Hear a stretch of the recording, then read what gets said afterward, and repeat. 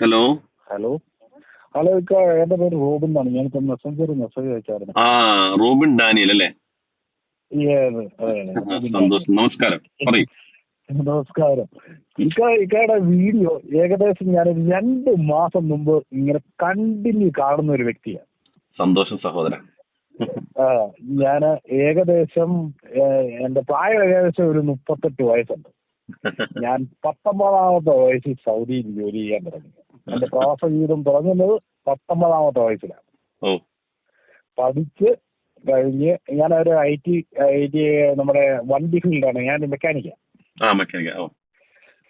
ഞാൻ പഠിച്ചു കഴിഞ്ഞ് മിലായിൽ സ്റ്റീൽ പ്ലാന്റിലായിരുന്നു. അവിടെ നിന്ന് ഇന്റർവ്യൂ കഴിഞ്ഞ് സൗദിയിൽ ഒരു ചെറിയ വർക്ക്ഷോപ്പിൽ, ഒരു പാകിസ്ഥാനി വർക്ക്ഷോപ്പിൽ ജോലി ചെയ്തു. പിന്നെ ഞാൻ 2011 ചെറിയൊരു വീടൊക്കെ വെച്ച് വീട് മാറ്റത്തിൽ വന്നപ്പോ എന്റെ അപ്പൻ എന്നെ പിടിച്ച് കെട്ടിച്ചു.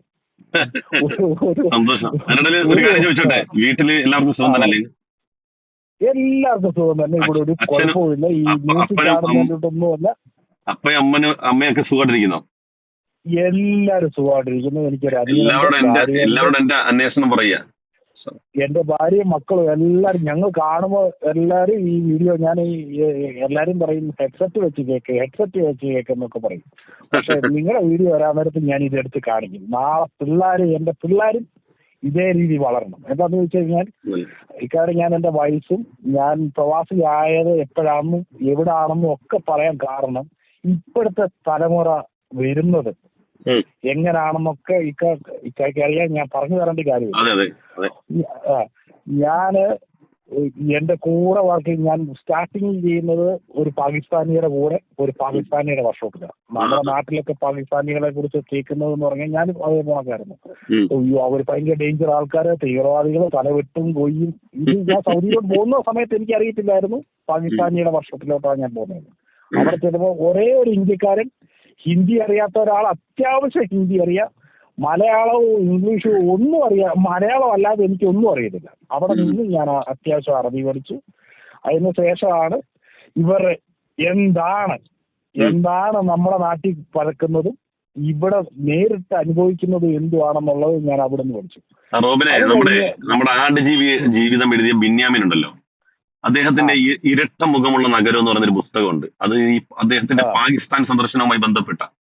അതുപോലെ തന്നെ നമ്മളിവിടെ ഉള്ള സെറിൻ വ്ളോഗ്സ് എന്ന് പറഞ്ഞൊരു ഒരു വ്ളോഗർ ഉണ്ട്. അദ്ദേഹം പാകിസ്ഥാനിൽ പോയിട്ട് വ്ളോഗ് ചെയ്തിരുന്നു. പാകിസ്ഥാൻ നമ്മുടെ അയൽ രാജ്യമാണ്, നമ്മുടെ രാജ്യത്തുനിന്ന് വേർപെട്ടു പോയൊരു രാജ്യമാണ്. എല്ലാ നാട്ടിലും മനുഷ്യരുണ്ട്. നമ്മൾ മനസ്സിലാക്കേണ്ടത് എല്ലാ നാട്ടിലും മനുഷ്യരുണ്ട്, ഇല്ലേ? നല്ല മനുഷ്യര് ലോകത്തെല്ലാ നാട്ടിലും നല്ല മനുഷ്യരുണ്ട്. പാകിസ്ഥാൻ നമ്മളുമായിട്ട് പ്രശ്നങ്ങളുണ്ട്, പ്രശ്നമുള്ളവരുണ്ട്, തീവ്രവാദികൾ, ഭീകരവാദികൾ അരങ്ങു വാഴുന്ന ഇന്ത്യനെ അപേക്ഷിച്ച് നോക്കുമ്പോൾ വളരെ മോശമായ സ്ഥിതിഗതികളുള്ള ഒരവസ്ഥ പാകിസ്ഥാനിലുണ്ട്. പക്ഷെ പാകിസ്ഥാനിൽ മനുഷ്യരില്ലെന്ന് പറയാൻ പറ്റുമോ? നമുക്ക് പറയാൻ പറ്റുമോ? എനിക്ക് പറയുന്നു അവരിൽ ചില ആൾക്കാർ, മോശമായിട്ടുള്ള ആൾക്കാരുണ്ട് എന്ന് പറയുന്നു. പക്ഷെ എന്റെ ജീവിതത്തിൽ എന്റെ 19 വയസ്സ് മുതൽ ഈ 38 വയസ്സ് വരെ എന്റെ കൂടെ ഏതാണ്ട് എന്റെ ഫാമിലി ഇവിടെ ദുബായി വന്നിട്ട് ഏകദേശം 3 വർഷമായത്. ഞാൻ ഏതാണ്ട് അതിനു മുമ്പ് ഞാൻ എന്റെ കമ്പനി ക്യാമ്പിലായിരുന്നു. പാകിസ്ഥാനികളുണ്ട്, കൂടുണ്ട്, ബംഗ്ലാദേശുകാരുണ്ട്, ബംഗാളികളുണ്ട്, ഇന്ത്യക്കാരുണ്ട്, മലയാളികളുണ്ട്, എല്ലാവരും എന്റെ ഫ്രണ്ട്സ് ഉണ്ട്. പക്ഷെ എനിക്ക് മോശമായിട്ട് ഒരു ഹിന്ദുക്കളും ഇല്ല, ക്രിസ്ത്യാനികളും ഇല്ല, മുസ്ലിംസും ഇല്ല. ഇപ്പൊ എന്റെ റമദാൻ നടന്നുകൊണ്ടിരിക്കുക.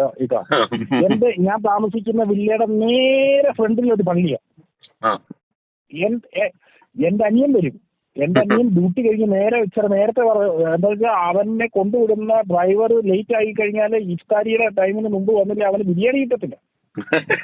അവന് അതും ആ ഡ്രൈവറിനെ തെറി വിളിച്ചിട്ടാണ് പെട്ടെന്ന് കൊണ്ടുപോകുന്നു പറഞ്ഞിട്ട് വില്ലയുടെ നേരെ ഫ്രണ്ടിൽ കൊണ്ടുപോകുന്നത്. ഇതൊക്കെ നമ്മുടെ നാട്ടിൽ നടക്കുന്ന ഈ വൃത്തികേട് പറയുന്ന ആരെങ്കിലും ഇതൊക്കെ അറിയുന്നുണ്ടോ? എന്റെ പൊന്നു റോബിനെ, അറിയത്തില്ല. ഇപ്പൊ തന്നെ ഇവിടെ വാറ് നടക്കുന്നു. എന്തെല്ലാം സംഭവങ്ങളാണ് നാട്ടിൽ ഈ ടി വിക്കകത്തോട്ടൊക്കെ വരുന്നത്. ആ റിപ്പോർട്ടർ സത്യം പറഞ്ഞു കഴിഞ്ഞാൽ ഞാനൊരു കമ്മ്യൂണിസ്റ്റ് അനുഭാവിയാണ്. പക്ഷേ ഈ റിപ്പോർട്ടർ ചാനലൊക്കെ സ്ഥിരം ഞാൻ കാണുന്ന കൈരളി റിപ്പോർട്ടർ ചാനലാണ്. പക്ഷെ ഞാൻ റിപ്പോർട്ടർ ചാനൽ നിർത്തി. കാരണം എന്താണെന്ന് വെച്ച് കഴിഞ്ഞാൽ ഇവന്മാർ ഈ റേറ്റിംഗിന് വേണ്ടി കാണിക്കുന്നത് എന്തുവാന്ന് പോലും അവന്മാർക്ക് തന്നെ അറിയത്തില്ല.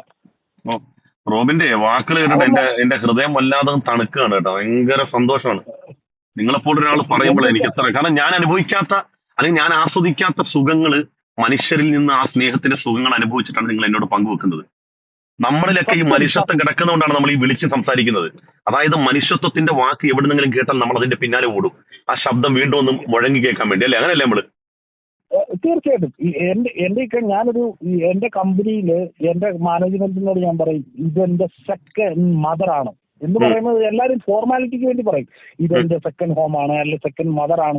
പക്ഷെ ഞാൻ ഉള്ളിന്ന് ഞാൻ പറയുന്നത് എന്തോ, ഇതെന്റെ എനിക്ക് നാട്ടില് ₹1 വരുമാനം തരാത്ത ഒരു നാട് എന്റെ ഇന്ത്യ. ഞാൻ ഇന്ത്യയെ തള്ളിപ്പറയുന്നല്ലേ, ഞാൻ തള്ളിപ്പറയല്ല, മോശമായിട്ട് പറയുകയല്ല, എന്റെ പെറ്റ നാടാണ്, ഞാൻ തള്ളിപ്പറയല്ല. എന്നെ പോറ്റുന്ന നാടെന്ന് പറയുന്നത് ഇതാണ്. ഈ നാടിനെ കുറിച്ചും അല്ലെങ്കിൽ ഇതിന്റെ കൾച്ചറിനെ കുറിച്ചും മോശമായിട്ട് പറയുമ്പോണ്ടല്ലോ, നമ്മുടെ അറിയാതെ നമ്മുടെ നെഞ്ചിന്റെ അടിയുന്നുണ്ടല്ലോ ഒരു കപ്പൽ കത്തും. ഈ ഇടയ്ക്കൊക്കെ കേൾക്കുന്നത് എവിടോ ഒരു വാറ് നടക്കുന്നു, അത് എന്തിന്റെ പേരിലാണെന്നൊന്നും കൂടുതൽ പറയാനുള്ള വിദ്യാഭ്യാസമോ അങ്ങനെയുള്ള കാര്യങ്ങൾ പറയാനുള്ള റോബിനെ മുത്തേ, നമ്മുടെ യുദ്ധത്തിന് മുമ്പ് തന്നെ നമ്മുടെ നാട്ടിലൊക്കെ പൊതുവെ സംസാരിക്കുന്ന സംസാരമുണ്ട്. നമ്മുടെ നാടിപ്പം വർഗീയതയിലേക്ക് കൂപ്പുകുത്തിക്കൊണ്ടിരിക്കുകയാണ്. അതായത് ഒരു മുസൽമാന്റെ പ്രധാനപ്പെട്ട ലക്ഷ്യങ്ങളിൽ ഒന്നാണ് മറ്റ് വിശ്വാസികളെ നശിപ്പിക്കുക എന്നുള്ളത്. തീർച്ചയായിട്ടും ഞാൻ അടുത്ത് കണ്ടുവരുന്ന ഒരു കാര്യം, ഞാനൊരു ക്രിസ്ത്യാനിയാണ്. ക്രിസ്ത്യാനി എന്ത് പറഞ്ഞെന്ന് പറഞ്ഞാൽ അത്ര വലിയ ഇത് വരുന്നില്ല. എന്നാൽ ഒരു മുസ്ലിമും ഒരു ഹിന്ദുവും തമ്മിൽ എന്തെങ്കിലും ഒരു വിഷയം ഉണ്ടായാൽ അവർ തമ്മിൽ ഫ്രണ്ട്ഷിപ്പിന്റെ പേരിൽ എന്തെങ്കിലും ഒരു അടിയോ ഇടിയോ വല്ല ആയിരിക്കും സോഷ്യൽ മീഡിയ കാണുന്നത്. അതിന്റെ താഴെ വരുന്ന കമന്റ് എന്ന് പറഞ്ഞു കഴിഞ്ഞാൽ എന്റെ ദൈവമേ, എനിക്ക് പറയാൻ എനിക്ക് ബുദ്ധിമുട്ടുണ്ട്. ഞാൻ കഴിഞ്ഞ ദിവസം ഈ വാർത്ത കാണുന്ന താഴെ ഒരു സംഭവം ഞാൻ ഇങ്ങനെ വായിക്കുന്ന സമയത്ത് എന്ത് മോശമായിട്ടുള്ള കാര്യങ്ങളാണ് വരുന്നത് അറിയോ? അവന്റെ പ്രൊഫൈല് കയറി നോക്കുമ്പോൾ ഉണ്ടല്ലോ മൊത്തം വേറെ രീതിയിലുള്ളതാണ്. ഒരിക്കലും നമുക്ക് അക്സെപ്റ്റ് ചെയ്യാൻ പറ്റാത്ത കാര്യങ്ങളാണ്. എന്നാല് ചില ആളുകൾ ഇവിടുത്തെ ചോറ് തിന്ന് അവന്റെ കുടുംബവും അവന്റെ പിള്ളേരും അല്ലെങ്കിൽ അവരുടെ ഫാമിലിയൊക്കെ നല്ല രീതിയിൽ പോകുമ്പോൾ ഇവിടെ നിന്നുകൊണ്ട് തന്നെ തെമ്മാടിത്തരം കാണിക്കുന്ന ഒരുപാട് ആൾക്കാരുണ്ട്. അതാണ് സംഭവം. ഒരുപാട് ആൾക്കാരുണ്ട്. അവിടെ എന്നിട്ട് തന്നെ മുസ്ലിങ്ങൾ തീവ്രവാദികളാണ് പറയാം. അവിടുത്തെ ഭക്ഷണം കഴിച്ച് അവിടെ ജോലി ചെയ്ത് അവിടെ കൊണ്ട് രക്ഷപ്പെട്ടവർ പറയും അവര് തീവ്രവാദികളാണ്. പറയും അങ്ങനെ പറയുന്നവരുണ്ട്. പക്ഷെ എന്റെ സർക്കിളിൽ, അതായത് എന്റെ സർക്കിളിൽ അങ്ങനെ മോശമായിട്ടുള്ള ഒരു രീതിയേ ഇല്ല. എന്റെ കൂടെ ജോലി ചെയ്യുന്നവരായിക്കോട്ടെ, എന്നോട് ഇതാണ് എന്റെ ഒരു കുറവെന്ന് പറയുന്ന ഒരു പാകിസ്ഥാനിയുണ്ട്. അവന്റെ അപ്പന് സുഖമില്ലാതെ അവൻ നാട്ടിൽ എമർജൻസിക്ക് പോയി ട്രീറ്റ്മെന്റ് എല്ലാം കഴിഞ്ഞ് അവൻ തിരിച്ചു വന്നു. ഇന്ന് അവൻ പോയി കരഞ്ഞുകൊണ്ട് വന്ന് നിൽക്കുക. എന്താ, അവന്റെ അപ്പം മരിച്ചുപോയി. ഫ്ലൈറ്റ് ഇല്ല, ഒന്നുമില്ല. എന്താണെന്ന് വെച്ചാൽ അവിടെ നിന്ന് പറഞ്ഞു കഴിഞ്ഞാല് എനിക്കറിയത്തില്ല, അവൻ എന്നോട് കരഞ്ഞോണ്ട് പറഞ്ഞതാണ് മരിച്ചു കഴിഞ്ഞാൽ പെട്ടെന്ന് മറവ് ചെയ്യണം. അവരുടെ ഒരു കൾച്ചർ അങ്ങനെയാണ്, വെച്ചോണ്ടിരിക്കുകയോ ഒന്നുമില്ല. അവന് പോകാൻ പറ്റത്തില്ല, അവന് വെച്ചോണ്ടിരിക്കാൻ പറ്റത്തില്ല, അവന് പോകാൻ പറ്റത്തില്ല. എന്താ, ഫ്ലൈറ്റ് ഇല്ല. നമ്മളെല്ലാം കൂടെ നിന്നിട്ട് ഇന്നത്തെ ഉച്ചക്കത്തെ പ്രാർത്ഥന എല്ലാരും കൂടെ നിന്ന്. ഞാനൊരു കൂടെ അൽഫത്തൈൻ എന്ന് പറയുന്ന ഒരു കമ്പനിയിലാണ് ഞാൻ ജോലി ചെയ്യുന്നത്.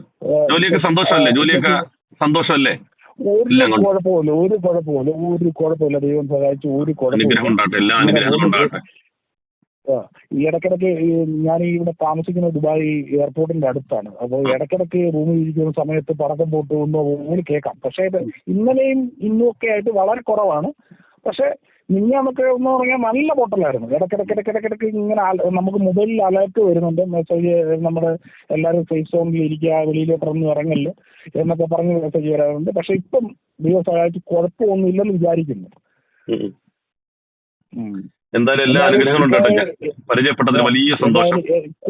കുറെ ദിവസം കൊണ്ട് ഞാൻ കോണ്ടാക്ട് ചെയ്യണം വിചാരിക്കും. കുറച്ച് മുമ്പ് ഒരു അഖിലെന്ന് പറയുന്ന ഒരാളുടെ വീഡിയോ ഒക്കെ ആയിട്ടായിരുന്നു. എനിക്ക് ആ പയ്യൻ സംസാരിച്ചത് എന്നാണ് എനിക്ക് പറയാനുള്ളത്. പക്ഷെ എനിക്ക് അധികം സംസാരിക്കാനോ, എന്റെ ജീവിതത്തിൽ ആദ്യമായിട്ടാണ് എനിക്ക് പരിചയമില്ലാത്ത ഒരാളിനെ എനിക്ക് സംസാരിക്കണം എന്ന് പറഞ്ഞുകൊണ്ട് ഞാൻ വിളിക്കുന്നത്. പിന്നെ ഇക്കയുടെ മനസ്സിലും തോന്നരുത് എല്ലാരും ഈ PC ജോർജിനെ പോലുള്ള ആൾക്കാരാണെന്ന്. ഇക്ക നല്ല ആൾക്കാരും ഉണ്ട്. ഇവനെ പോലുള്ള നായ്ക്കളാണ് ഈ നമ്മുടെ നാടും നമ്മുടെ സമൂഹത്തെ 90% നല്ല മനുഷ്യർ. ക്രൈസ്തവരെന്ന് പറഞ്ഞാൽ 90% എന്റെ ഭാവനയിൽ നല്ല മനുഷ്യരെന്ന് തന്നെ വിചാരിക്കുന്ന ആളുകളാണ്. 10% വെച്ചുകൊണ്ട് ബാക്കിയുള്ളവർ മോശമാണെന്ന് പറയണ്ടല്ലോ. ഇപ്പൊ അതിന്റെ ഏറ്റവും വലിയ ഉദാഹരണമാണ് ഇപ്പം റോബിൻ. റോബിൻ ഇപ്പൊ എന്റെ ഏറ്റവും നല്ല സുഹൃത്തുക്കളിൽ ഒരാളാണ്, മനസ്സിലായോ? ഞാൻ അടുത്ത മറ്റേ ഏപ്രിൽ ഒരു 15-ാം തീയതി ഒക്കെ ആകുമ്പോഴത്തേക്ക് ഞാൻ നാട്ടിൽ വരണമെന്ന് പറഞ്ഞുകൊണ്ടിരിക്കുന്നു. ടിക്കറ്റ് വരെ എടുത്തിട്ടേക്കും. ഞാൻ എന്റെ ബ്രദറിനോട്, അവനും എന്റെ കൂടാണ് ഇരിക്കുന്നത്. അപ്പൊ ഞാൻ പറഞ്ഞു, എടാ നമുക്ക് ആലപ്പുഴ ഭാഗത്തോട്, ഞാൻ അർത്തുങ്കപ്പള്ളി പോകാറുണ്ട്. പോകുന്ന സമയത്ത് അപ്പൊ ഞാൻ പറയാറുണ്ട്, നമുക്ക് പോകുന്ന സമയത്ത് ഈ ഇക്കായി ഒന്ന് വിളിച്ച് നമുക്കൊന്ന് കാണണം, പുള്ളിക്കാരനെ നേരിട്ട് കാണണം. എന്നാൽ ഇത് സമൂഹത്തിന് നല്ലത് പറഞ്ഞു കൊടുക്കുന്ന ഒരാളെന്ന് പറയുന്നതുണ്ടല്ലോ, ഇന്നത്തെ കാലത്ത് അത് വളരെ ചുരുക്കമാണ്. വളരെ ചുരുക്കമാണ്. ഇതായിരുന്നു നമുക്ക് കാണണം കേട്ടോ. ഇൻഷാല്ലാ ഞാൻ നമ്പർ സേവ് ചെയ്തത്, നിങ്ങൾ വാട്സാപ്പിൽ മെസ്സേജ് അയക്കണേ, ഞാൻ നമ്പർ സേവ് ചെയ്യാം. തീർച്ചയായിട്ടും അയക്കാം. ഇതാണ് എന്റെ മൊബൈൽ നമ്പർ. ഇൻഷാല്ലാ ഏപ്രിൽ നമ്മൾ കണ്ടുമുട്ടും. ഇൻഷാല്ലാ തീർച്ചയായിട്ടും ഞാൻ പള്ളി പോകുന്ന സമയത്ത് ഈ കാര്യം ഒന്ന് ഉറപ്പായിട്ട് ജീവനുണ്ടെങ്കിൽ കണ്ടിരിക്കും. ഓക്കെ, ശരി, സന്തോഷം. വെച്ചോട്ടെ. ഓക്കെ, ശരി. ഫുഡൊക്കെ കഴിച്ചോ? കഴിച്ചു. സന്തോഷമായിട്ടിരിക്കുന്നു. Okay, thank U.